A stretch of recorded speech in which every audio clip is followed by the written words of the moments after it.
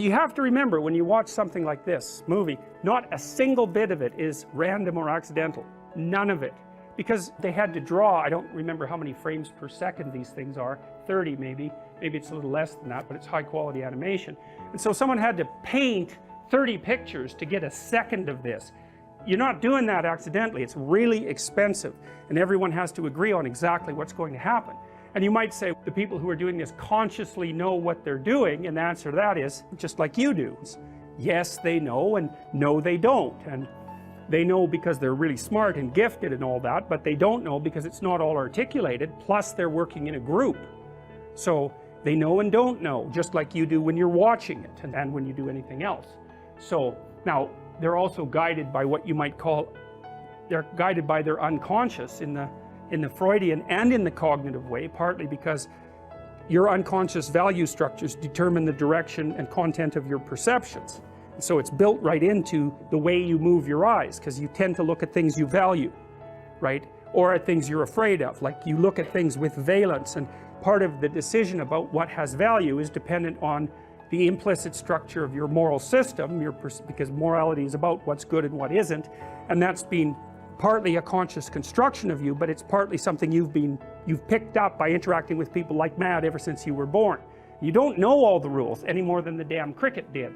You just don't, and you can't, because you're too complicated. But you act them out, and then you also have representations of how people act in your imagination. Dreams are, that's what a dream is, that's what a fantasy is, that's what that little movie that plays inside your head when you remember what you did is, and you only remember the gist. So even the imagistic representation of your behavior in your past, which is basically your episodic memory, it's already selecting and molding and turning it into a relatable story. It can't help but do that. It's the only way you can represent it. And so you don't know how you do that or why you do that, but part of it's governed by this implicit morality that's part of your procedural memory system, part of the way you act and part of the way you move your eyes and listen to things and focus on them. And that's all being instantiated inside of you because of this immense social, your biology, but also this immense social project that you're continually engaged in. And so that informs what you remember, it informs what you imagine, it informs what we collectively imagine. It informs what we can collectively understand.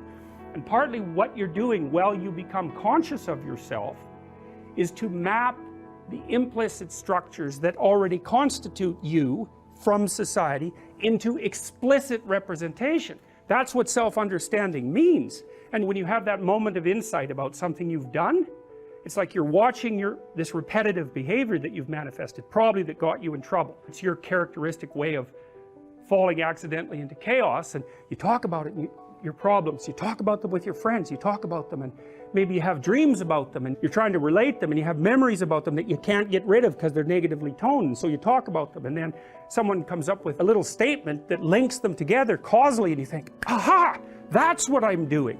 And then maybe you can stop doing it, or at least maybe then you can think up some strategies for not doing it anymore. But it's not, it's like you're acting it out. You know it that way. But until the representation matches that pattern, that click of insight doesn't occur. And that's like a revelation. It's a really good way of thinking about it. Because the knowledge is there in its implicit form, and all of a sudden, bang, it's been made explicit. As a fantasy maybe, or also as a set of semantic statements. Maybe you have a crush on someone and you don't notice it, and maybe you find yourself having a fantasy about them. You think, oh, that means something, that indicates something. Maybe you don't want to know that's what you want, but the fantasy will tell you. And one of the things Jung suggested, and this is out of the Freudian tradition of free associations, is watch yourself, watch your fantasies, because they're always happening, and they'll tell you something. And so one of the things I do when I'm interacting with my clients is we'll have a discussion, and then their eyes will drift a little bit, and I'll know that something's flitted through their mind. And that means we've touched on something that has a multiplicity of elements. And so I'll stop and say, look, I noticed that maybe you teared up. That's another thing to really watch. Or maybe you laughed, or you drifted at least. It's because some other thought has entered your field of consciousness. And then if you can get the person to grab those thoughts, to notice them, then you can often figure out the avenues along which that particular conversation might unfold. That's a complex. That's a Jungian complex or a psychoanalytic complex. It's like there's an emotional core that produces a whole range of associated ideas, and that thing's got a life. It's like a micro-personality, and it might have resentment in it, might have anger, often negative emotion tinged, because though negative emotion tinged episodes are still problems, and they will emerge automatically because your threat detection systems force them onto your consciousness, essentially. So you watch, and when you drift, you'll drift, and the fantasy is partly a representation of the problem space.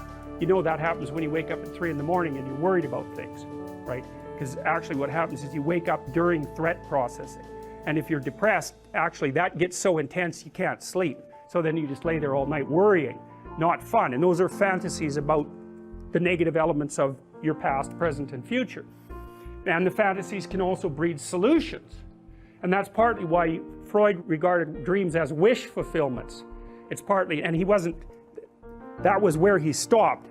It's not correct. It's partially correct. It's like the fantasy will provide you with a problem and a potential solution, but they're more like problem identification mechanisms, the fantasies, with the possibility of a solution built in. And so a way of thinking about that is that you can generate potential futures, so they're like each segregatable environments according to the rules of your fantasy. Then you can generate little avatars of yourself that inhabit each of those little universes, and you can run them as simulations, and then you can watch what happens in the simulation, and if it's a catastrophe then you don't have to act it out. And that's exactly, not exactly, that's akin to what you're doing when you go watch a movie, except that is much more coherent and well thought than just a dream, which is often quite fragmentary. And that's partly because the dream is willing to sacrifice coherence to play with category structures. And that's why in dreams things can change from one thing into another really weirdly, or scenes can change from one scene into another without a logic.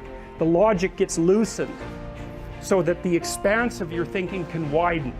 And it's dangerous to do that, and that's partly why you do it when you're asleep, and you don't run around and act out your pseudopodal fantasies where you're stretching yourself out into the world. There's no risk exactly, although it can be bad enough so you wake up in terror, but that's better than being in a crocodile's mouth by a large margin.